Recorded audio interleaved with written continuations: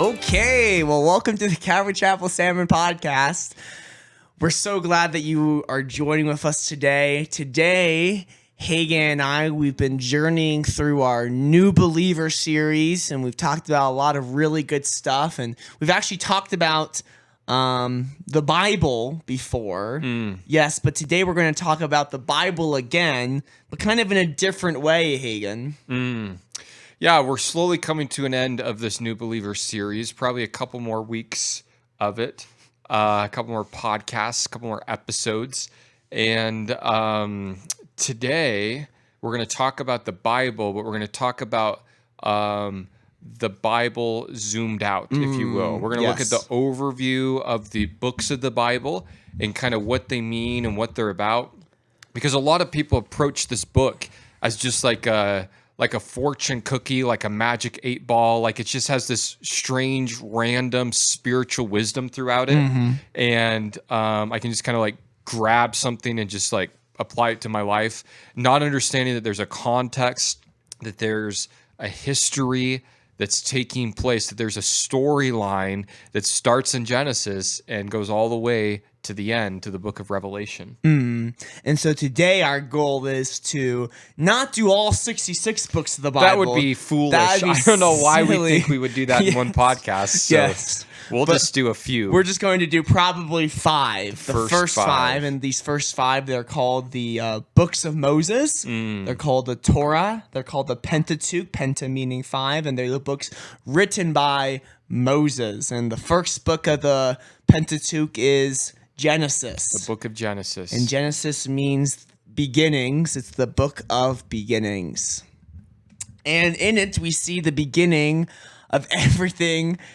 We see the beginning of the world. Everything except one thing, though, Hagen. That's right. The one thing that we don't have the beginning of in Genesis, because it tells us that it's already existing before the beginning, is God. The first lines there right out of the gate as you start reading that first page in your Bible is, in the beginning, God. So God is existing before the beginning ever takes place. Yes. So he transcends, he's outside of Genesis. Yep. He's doing Genesis. He's beginning things. It's the beginning of the heavens and the earth. It's the beginning of creation. It's the beginning of animals. It's the beginning of humanity. Humans, yes. It's the beginning of marriage. It's the beginning of murder. It's as Adam and Eve's first children, or pretty quickly, doesn't take very many generations. If you think your kids are bad, maybe I'll just beat you with a rock and see what happens. So it's just the beginning of life as we know it, and those first few chapters lay out for us creation. They lay out for us a genealogy of people through Adam and Eve. We have Seth, who comes onto the scene, son number 3, as it's recorded, and going down through there. We also see, like we said, the beginning of sin. So with it, Satan comes, tempts Adam and Eve. They eat of the tree of knowledge of good and evil. We're familiar with the story, Genesis 3, the beginning of sin. But then also right after that, we see the beginning of prophecy, because right after they sin, God shows up and says, hey, Eve, from you, from the seed of you, from the seed of the woman, is going to come somebody whose heel's going to be bruised by Satan, but then who's going to crush Satan's head. And so we see the beginning of sin, but then we also see the beginning of prophecy, or we could say the beginning of redemption there. The gospel's kind of preached there, all in the first 3 chapters of Genesis. And then at the end of chapter 3, you see sin. At the beginning of chapter 3, at the end of chapter 3, you see sacrifice. And God sacrifices, to our knowledge as you read, God takes the first life of a creature. And that's an animal, to get the animal skins in order to cover Adam and Eve's nakedness, which is a realization of the result of their sin. So God provides a covering through the shedding of blood to allow Adam and Eve to not have shame anymore. And that's just very deep. It is. It's good.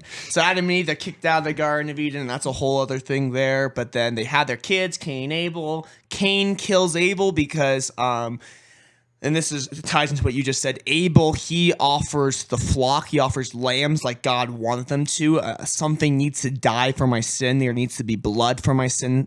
The wages of sin is death. Cain, he wants to do his own thing. Cain offers his fruit, the labor, his works. God doesn't accept Cain's works, accepts the blood of the lamb. Cain gets angry. Cain kills Abel. There's the whole picture there.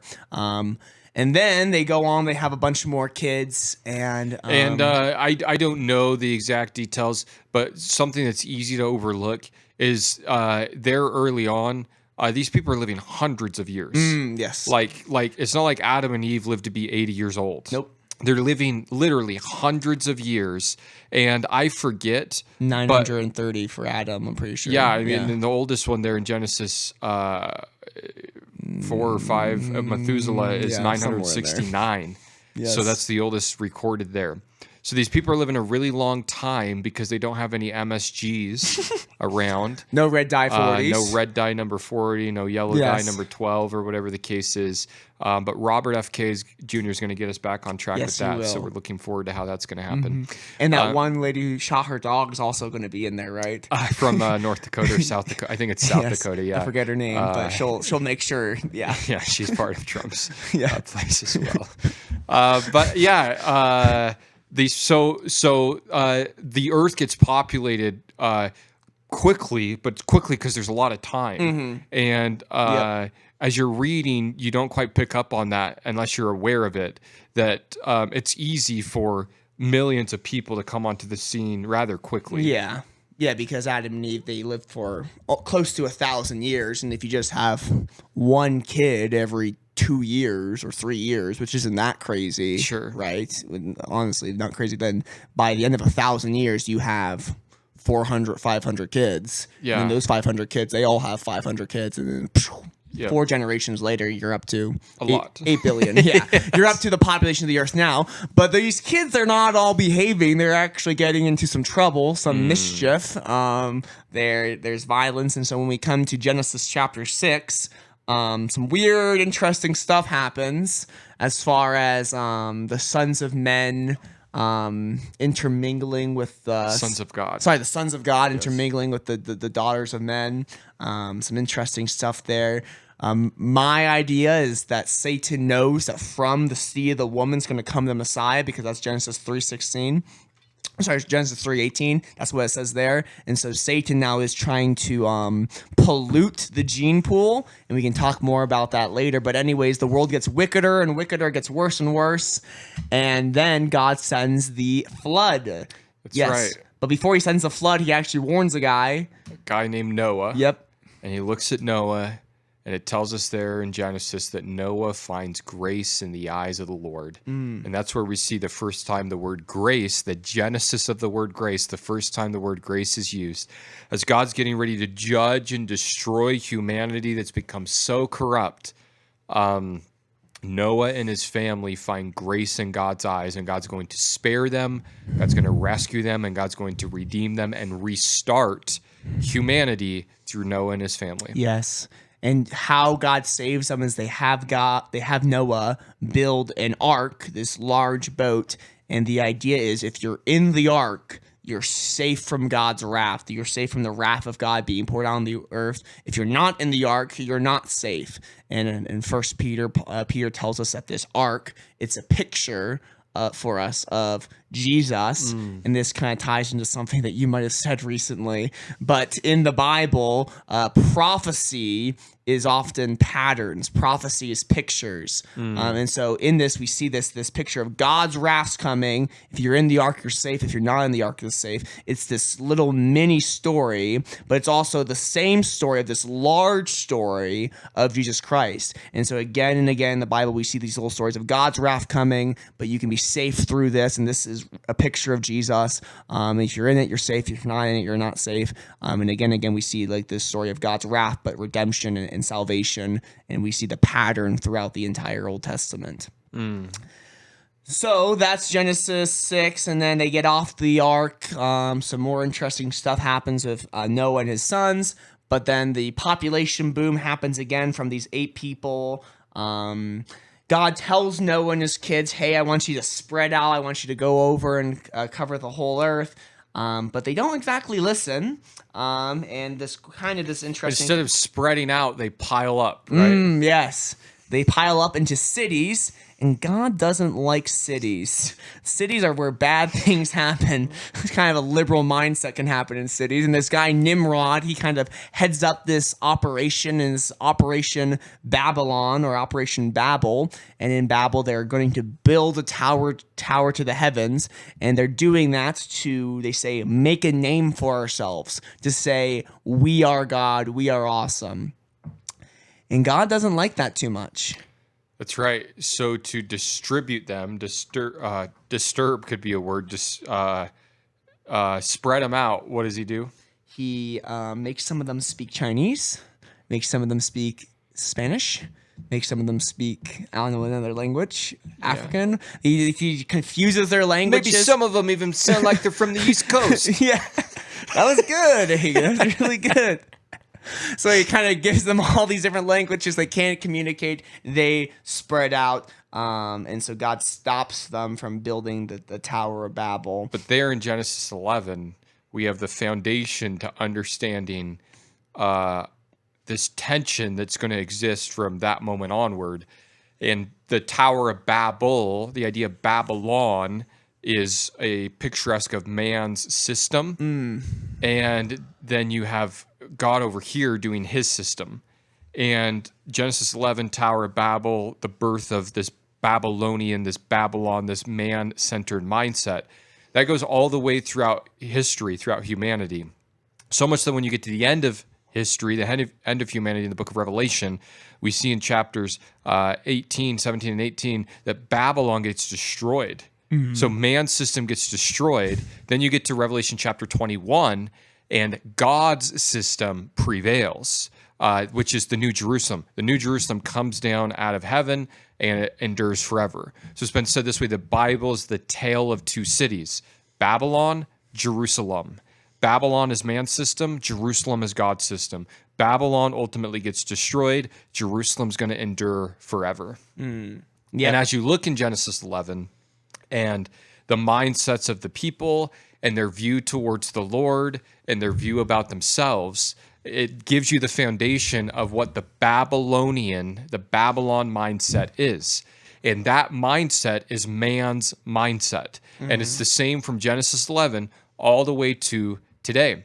And Charlie Kirk has a really great conversation that he has with Jack Hibbs a few years back at Jack's Church, Calvary Chapel, Chino Hills. You should look up online of him talking about this very thing and how globalism and this one world order, the Antichrist agenda is the Babylonian agenda. It's man's system, and nothing is new under the sun. It's just like in Genesis 11.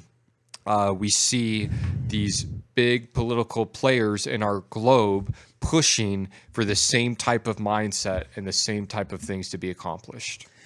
Yep, so that's Genesis chapter 11. And then in Genesis chapter 12, we're introduced to this man named Abraham. And it can maybe be a little, a little disappointing because you're looking at these big world events. You have a creation, you have the fall of mankind, you have this flood that covers the whole earth, you have the whole world gathered together, then the whole world spreads out. And then in Genesis 12, you kind of just start talking about this one guy and this one guy's family, and it's like, what's going on here? I thought Genesis was supposed to be about important things, and now we're just talking about this random dude. Well, this random dude is actually super important, super important. All of biblical history, but also I would dare to say all of human history is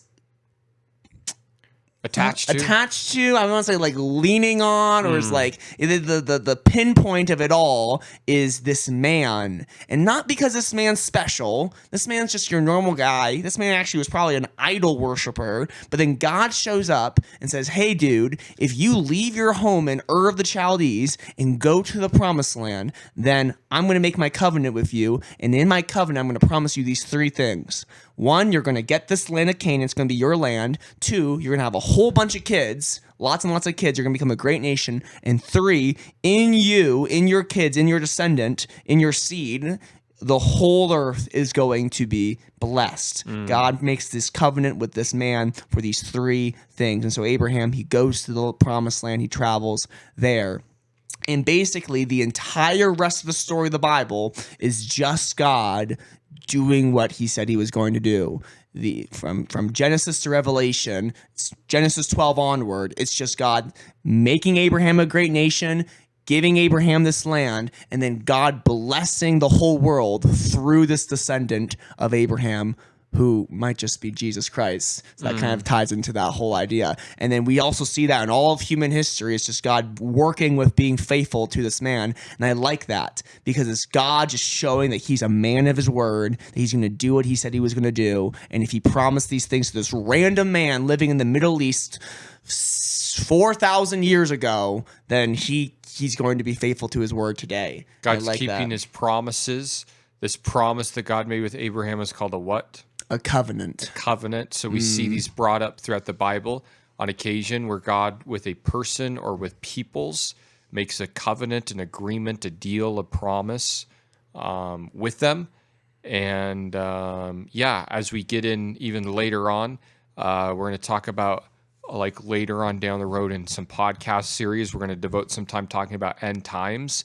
And you're going to realize that actually a lot of events and purposes of what's going to unfold in the end times has to do with God wrapping up unfinished business that he made all those years ago to this guy named Abraham. Yeah. So, and if you don't understand this guy named Abraham and what God said to him, like you said, Hagen, you're going to be pretty confused as far as a bunch of stuff in the New Testament. Sometimes there's a temptation to maybe someone would use the word unhitch yourself from the Old Testament. That's right. The Old Testament is just a bunch of history, or maybe not even history, just a bunch of stories. And yeah, there's some good stories, but we don't really need it. We just need Jesus. We need the idea of sin. We're sinners, but then we need Jesus. He's a solution. All that Old Testament stuff we can just kind of skip over. No. Without this man Abraham and God's covenant with him, the whole thing won't exactly work out as we think. We need these Old Testament stories, and again, they're fantastic stories that show us God's faithfulness. Yeah, people even go as far as saying that, the God of the Old Testament and the God of the New Testament seem to be different. The God of the Old Testament is this mean, grumpy, judgmental, a wrath-bringing The God of the Old Testament is you in the mornings. Hey? Yeah, and the God of the New Testament is just love and grace. And it's like you should read the Old Testament and look at how much grace and mercy God gives these people. And then you should read Revelation and see how nice God is there. Sure, yes, that's right. Yeah, we're dealing with the same God. He's gracious, but there's same all the time. So that's Genesis chapter 12, and then we follow Abraham. Abraham also gets this added promise of like, hey, you're going to have a son. You're going to have all these kids, but to have all these kids, you need to have a son. Abraham's pretty old. Him and his wife are pretty old. They can't have a son, but then they wait 25 years, and when he's 100 years old and his wife Sarah's 90 years old, they finally have their promised son named Isaac. Isaac's name means laughter, and it means laughter because when Sarah heard that she was going to have a kid at 90 years old, she laughed. She thought that was pretty silly. He's like, this is impossible. I'm 90. And God's like, oh, you think it's impossible? Well, you're going to name him Isaac to remind you that you thought this was impossible, but I could do it. And then Isaac's a cool guy. There's this really fantastic story in Genesis chapter 22 where God comes and tests Abraham and says, hey, Abraham, offer your son Isaac, your only son, whom you love. And in Genesis 22, that's the first time we see the word love in the Bible. And it's the love that a father has for his only son, which is super cool. And then Abraham goes and he's about to sacrifice his son, Isaac. he doesn't. God stops him. But in doing, like, a question would be, why would God put Abraham through all this? What's the point? Well, the point is now Abraham knows how God the Father feels. Abraham and God the Father now have this connection, this relationship where Abraham, in a unique way, knows what it's like to have to sacrifice his son. And God the Father knows what that's like because he had to sacrifice his son for us all on the cross. And as you go through Genesis 22, there's so many similarities between Isaac and Jesus, between Abraham and God the Father, the whole thing, even where it happens on Mount Moriah in modern day Jerusalem, there's a connections there. Isaac carries the wood up the mountain. Jesus carries the cross. Super good stuff. That's definitely worth reading Genesis 22 and just trying to see all the similarities. But then Isaac, he goes and he doesn't go anywhere, but he gets a wife. He gets Rebecca. Rebecca is his wife, and he has a son named Jacob. And Jacob's a good one. Jacob's a kind of a little mischievous little man. That's right. Yes. Jacob kind of reminds me of you sometimes, Hagen. Please, I was going to suggest maybe he was redheaded. Oh, I don't know about. Well, no, we know that Esau, his brother, was redheaded. That's Jacob right. had a twin named Esau, and Esau's name literally means red or hairy. Red hair and hairy. Yeah, Remind you of red hair. anyone? Yeah. Well, maybe I'm Esau and you're Jacob. How about that? There you go. Jacob and Esau. Jacob's actually the one born second. Esau's born first. Jacob tried to grab onto his brother's heel and pull him back in, but that didn't work out. So they gave Jacob the name Heel Catcher. So Esau's out first. Jacob, Esau. God actually chooses Jacob, though. He doesn't choose Esau. Jacob is going to be the one through whom the promises are continued.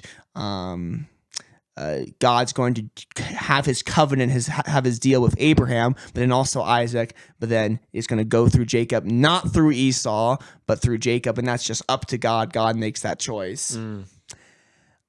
Jacob goes on. Jacob has his 12 sons. Jacob has his 12 sons through 2 wives, which is a little awkward. That's a whole interesting story. He goes somewhere. He sees Rachel. He really likes Rachel. He works for her for 7 years. Imagine having to work for your wife for 7 years, Hagen. That'd be a little much. But then at the end of the 7 years... He started at 21. It wouldn't be too bad. Yeah, it wouldn't be too bad. 7 years. He works for his wife, but then... wedding night, oh no, switcheroo happens and he marries Leah instead of Rachel, and it's like, oh, sorry, my bad. Can you work another 7 years for this other wife? And so he works another 7 years, and so for 14 years he finally gets Rachel, and from Rachel and Leah he has the 12 patriarchs: Reuben, Simeon, Levi, Judah, those whole guys. And through these 12, Can you name them all? Reuben, Simeon, Levi, Judah, Gad, Asher, Naphtali, Dan, Issachar, Zebulun, Ephraim, and Manasseh were the sons of Joseph. Am I missing one? I might have been 11.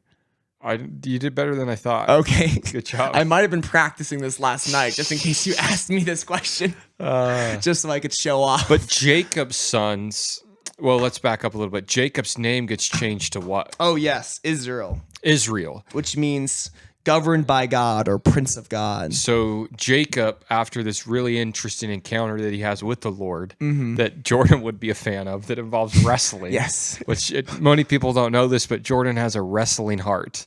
I'm not good at it at all. He's I almost lost to like an 8th grader. He's always or a looking 9th for grader. someone to wrestle. Yes. And Jacob wrestles with God this one time, and it results in him having a limp for the rest of his life, but he gets his name changed from Jacob to Israel. So when Jacob has these 12 sons, they're the 12 sons of Jacob, but the 12 sons of Israel, which is where now the 12 sons, all of their kids, they become the 12 tribes of Israel, which is going to be a consistent theme throughout the rest of the Bible. So that's important to know.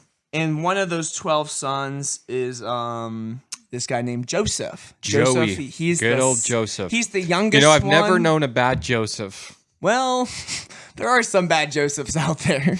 At least well, never mind.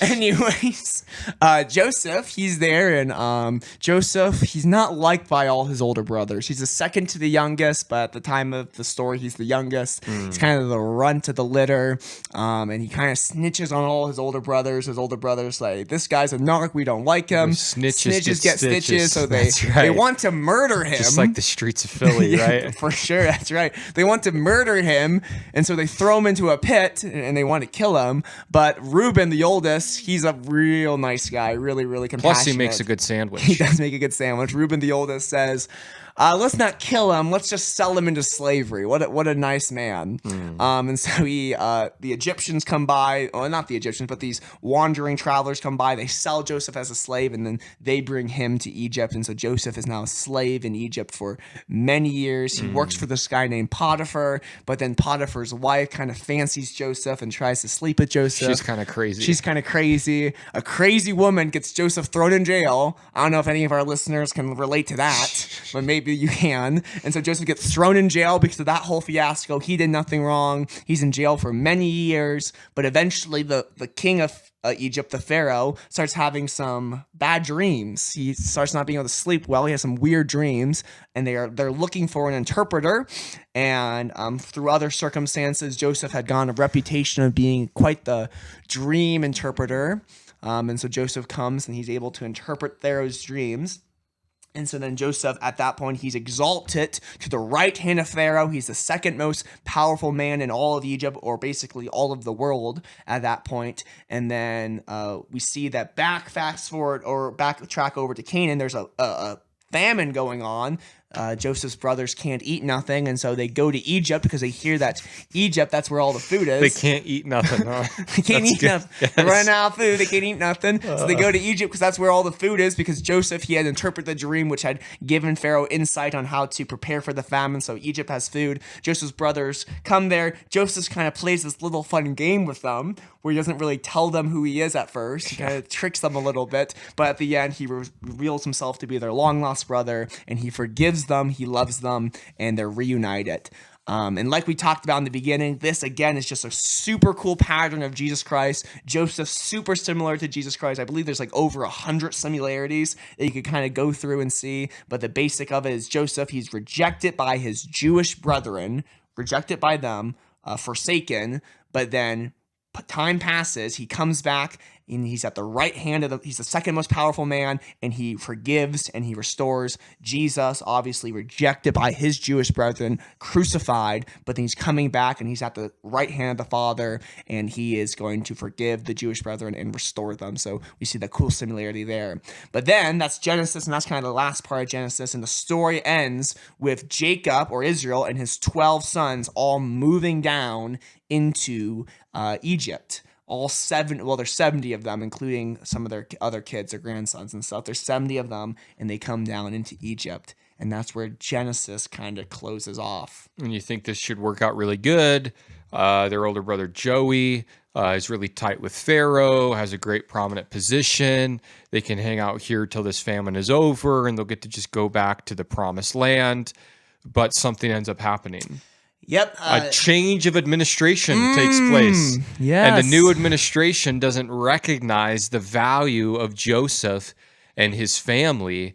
And what ends up happening is all of these Israelites, all of these Jewish people, end up becoming slaves of Egypt for 400 years. So from the end of Genesis to the first part of the book of Exodus, 400 years takes place. And these 70 people that came to Egypt over those 400 years multiply into millions. Mm-hmm. And they're just used as slaves in Egypt. Yep. And they're there. But here's the problem. God's plan for his people is not to be slaves. So although 400 years have passed, God's working a plan to set his people free.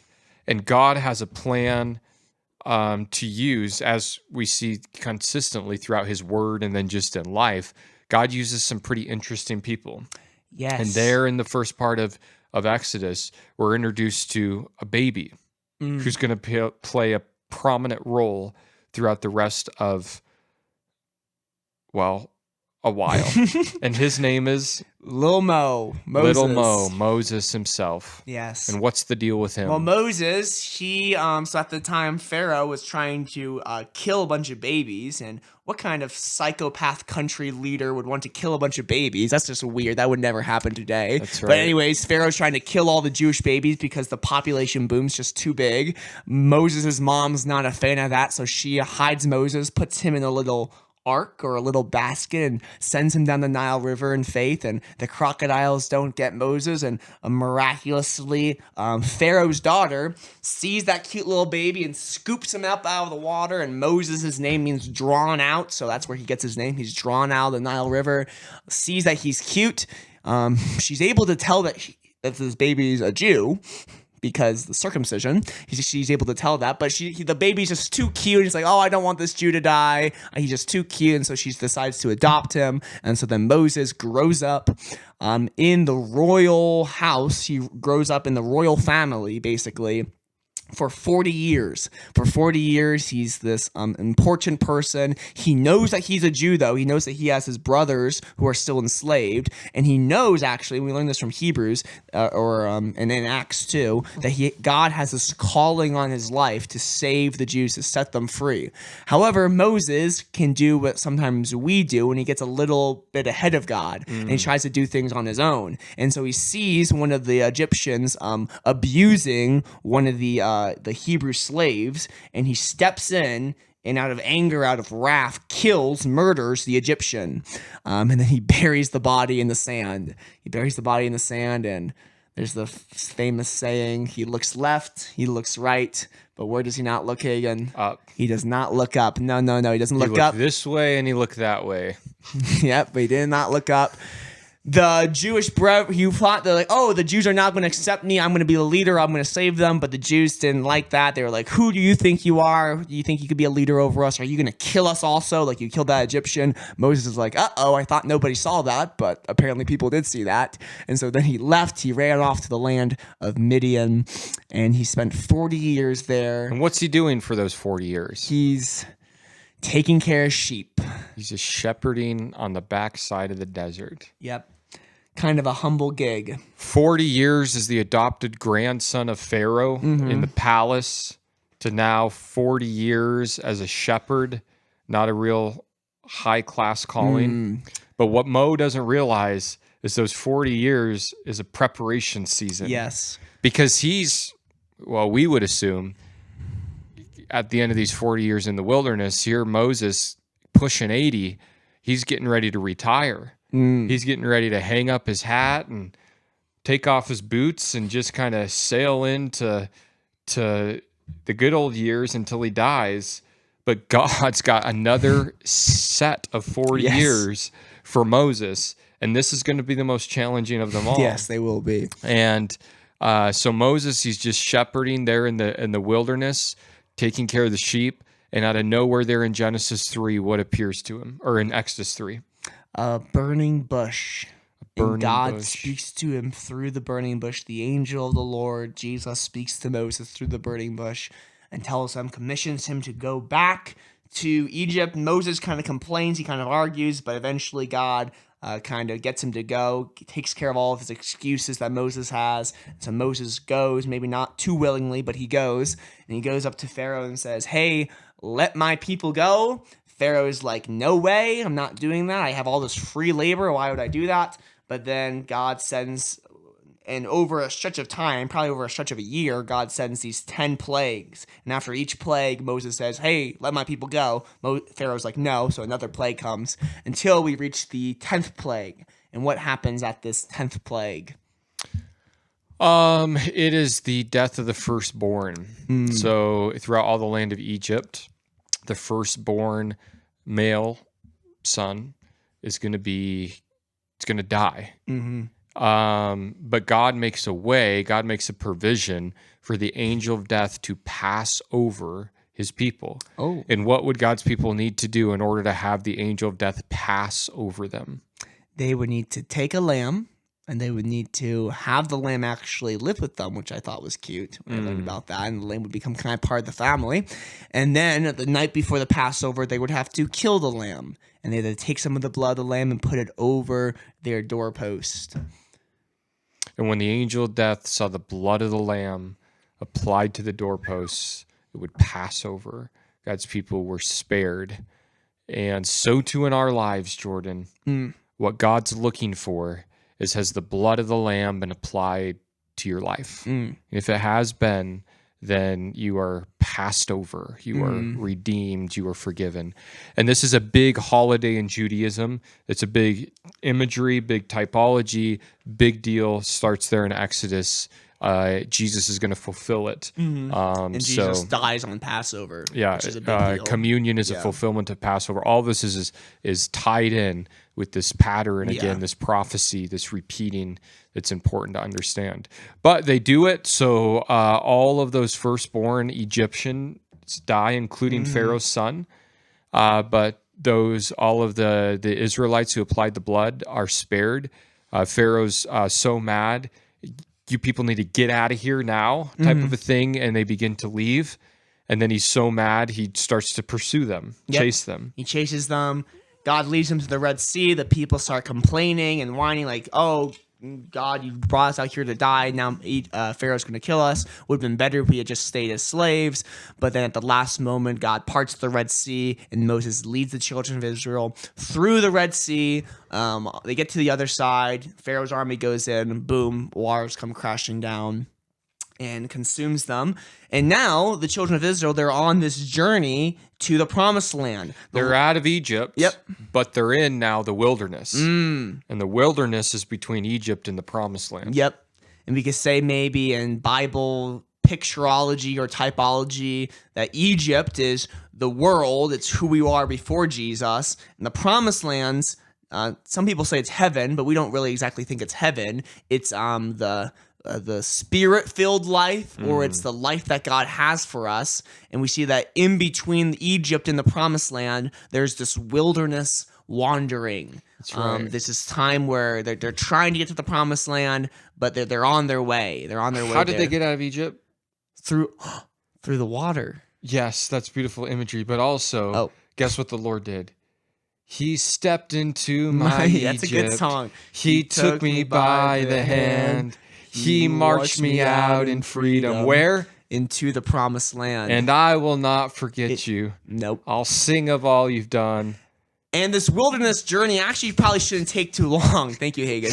It would only probably take like about a year. It's only like a year journey. It's not that long. They're marching. It wouldn't take that long. Actually, it could have been way shorter, but God kind of takes them a long way because he knows if he took them the shortest way that they would freak out because the Philistines were living there. Because it took God one night to get his people out of Egypt. Yes. But it's going to take 40 years to get Egypt out of his people. Yes.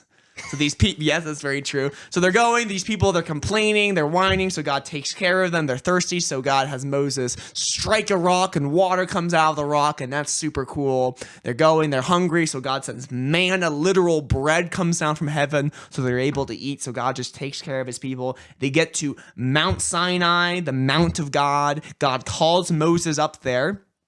On the Mount Sinai for 40 days and 40 nights, God speaks to Moses and gives him the law.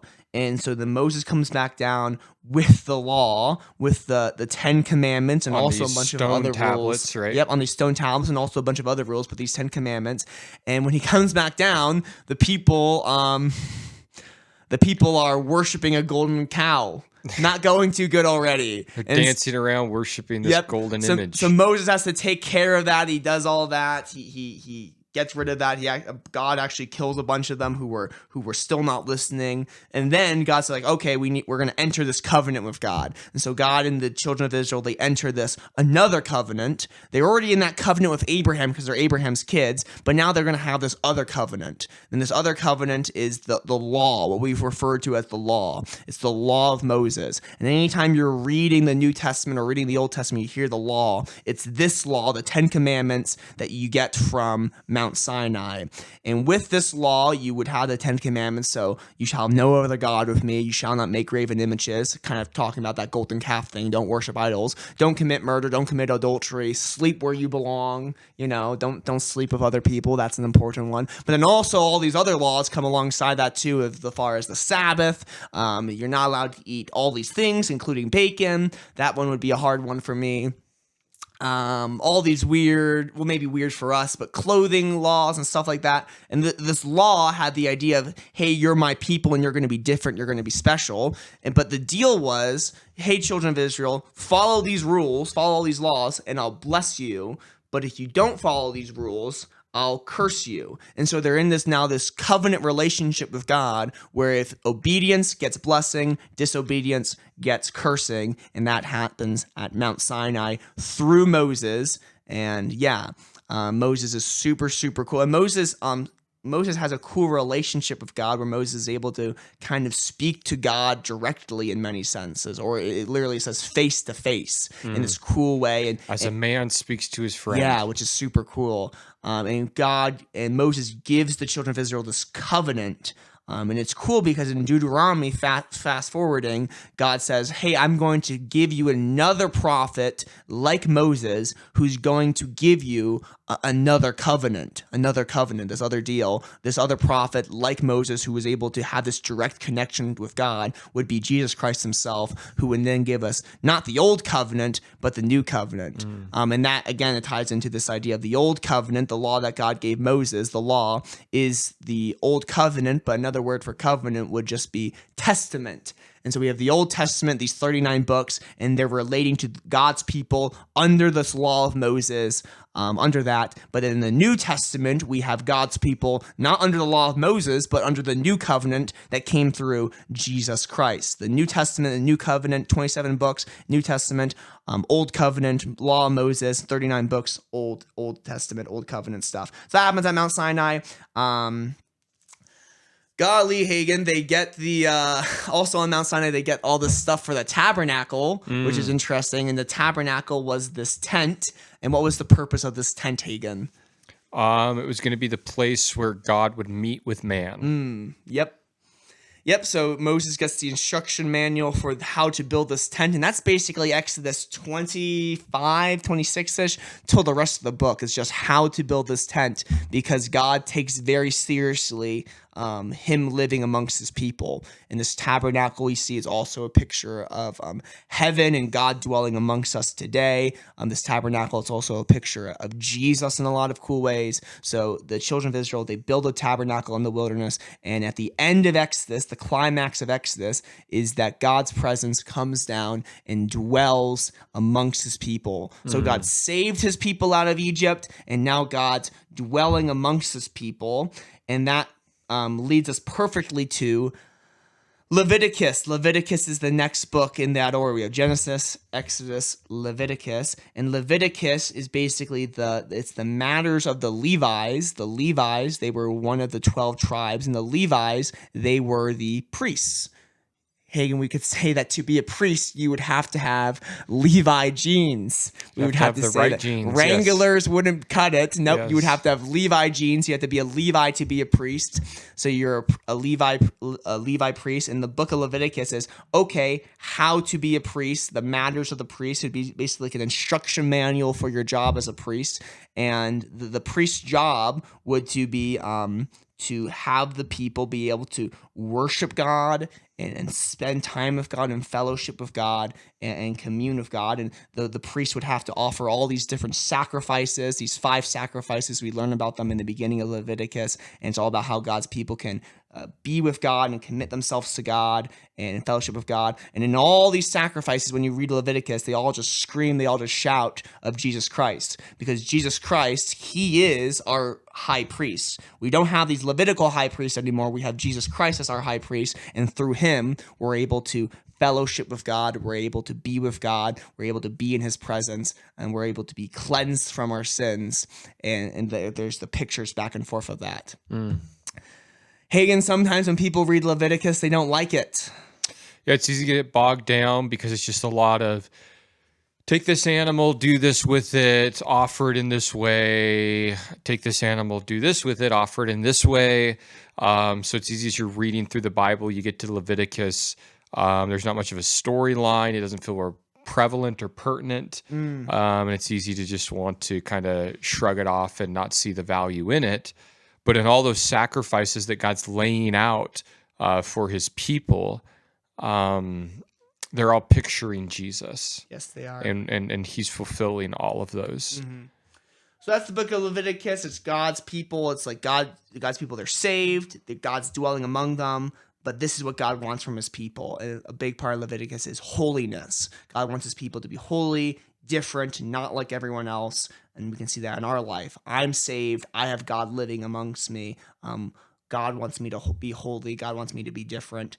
Then we get to Numbers. Leviticus is about a year's time, and that during that year, God's people, they're still at Mount Sinai. We get to Numbers, and in Numbers, God's people get counted. They get counted using numbers, funny enough. And there's a whole bunch of them. There's about, probably like 1 million men. And so we guesstimate and we add about another 1 million for the women because it's 50-50. So that's probably how things work. So we have about 2 million Jews in the wilderness, which is a lot. And then from there, they leave Mount Sinai and they head towards the Promised Land. And along the way, a lot of cool stuff happens. Yeah. Hagen, I feel like you're kind of tired. I am real sleepy. Yeah. In the book, Did the book of Leviticus bore you, Hagen? Well, funny story. I feel like I'm having the exact same conversation right now because I am, because we recorded this podcast just an hour ago. Yes. And we did a whole hour and it was so good. It was so good. And then we realized that over here on our soundboard that I forgot to press record. Someone, the producer here, forgot to push record. Yes. So we literally just talked to ourselves for an hour. And it was a great conversation. It was really good. And now we're redoing it and I just feel a little checked out. So I apologize. But Jordan's doing a great job carrying this podcast, just talking. Well, I feel like I have to. I don't have any choice. In the book of Numbers, it's probably next to Leviticus one of the least valued books, unfortunately, in the Bible, because people just start seeing this census, this numbering take place, and they check out. But inside the book of Numbers is some of the most fun stories in the Old Testament. A talking donkey. Phineas with his javelin stabbing people through. The rebellion of Korah, and the earth opens up and swallows up these people that are trying to lead a revolt against Moses. Just all sorts of fun events take place in the book of Numbers.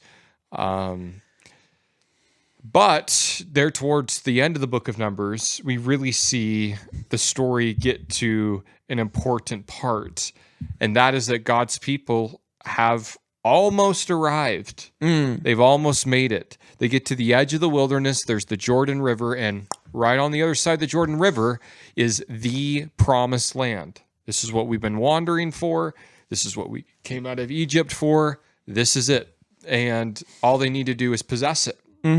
But before they all cross, they decide to send 12 spies into the Promised Land. And what do those 12 spies discover, Jordan? A whole bunch of giants. Golly. That's right. Giants there. They're like grasshoppers and compared to them. That's what they say. So these 12 spies, they come back after spying out the land, and 10 of them say, there's no way we can go to this land. Because like Jordan says, we're like grasshoppers in their sight. They're going to do us in.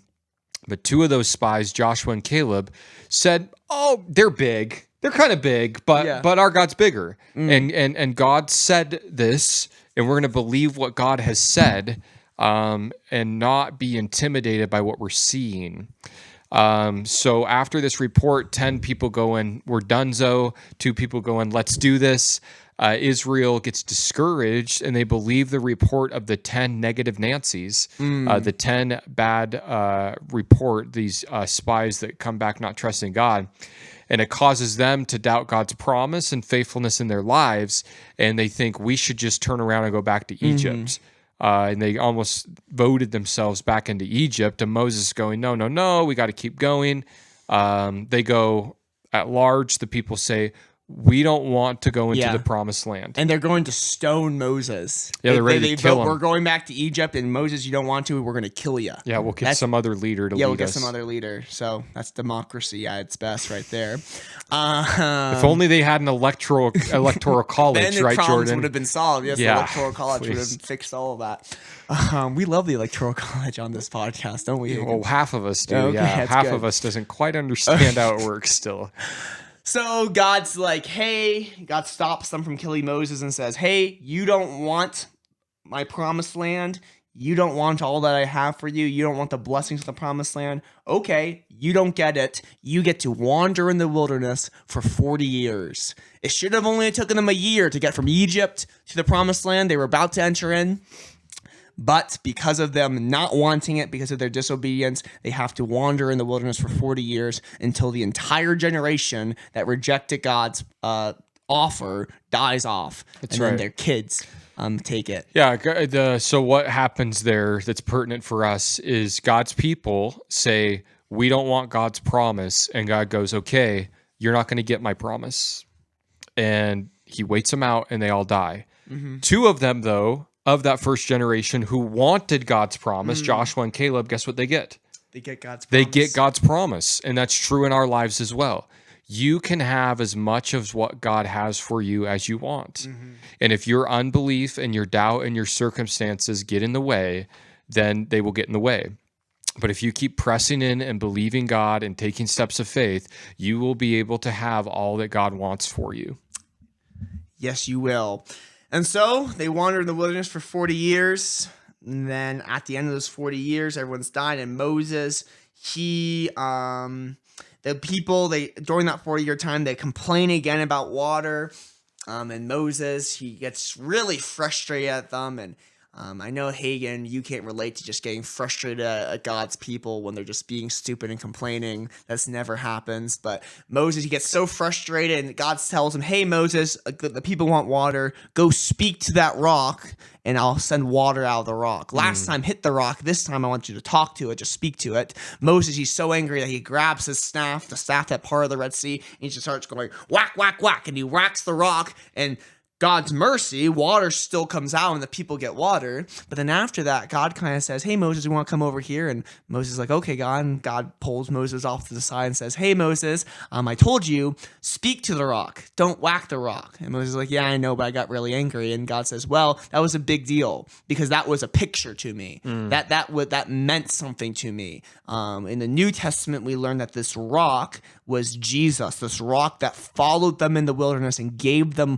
water, living water, while they were wandering around. That was Jesus, and Jesus only needed to be whacked. He only needed to be stricken once. Only once he needed to be whacked. And after that, we only just need to talk to him to get that living water. But Moses, he ruined the picture, and he whacked the rock twice, ruining the whole thing.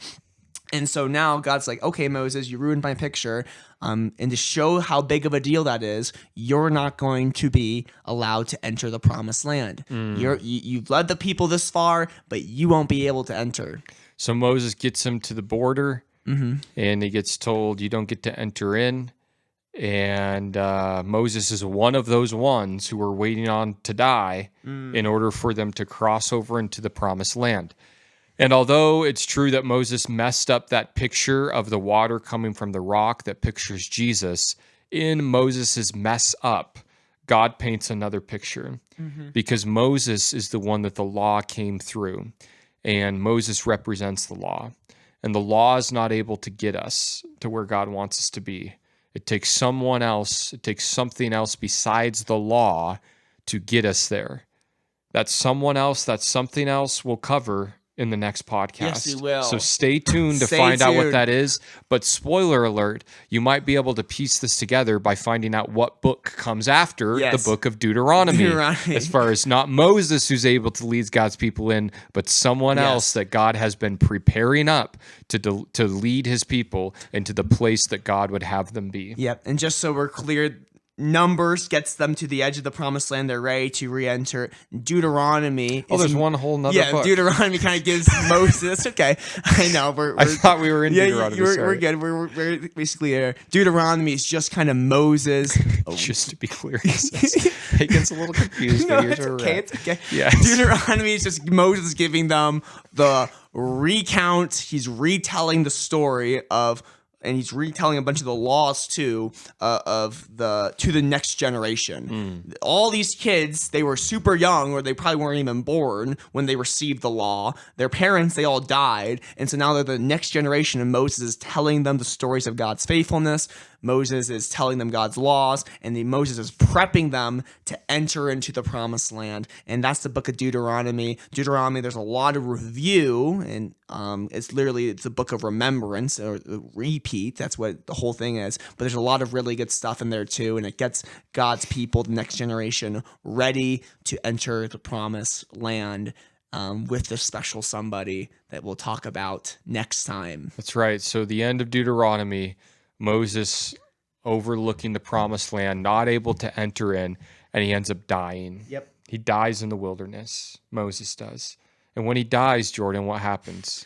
The archangel Michael and Satan himself come and wrestle over his dead corpse. That's right. And Isn't you that don't crazy? read about that in Deuteronomy, but we Nope. see that where? In Jude. In the New Testament, the Jude's book of just Jude, wild. he gives us this strange detail that that Michael the archangel and Satan have this confrontation, this contending, this fighting over the body of Moses. Why are they fighting over Moses' body? We don't know for sure.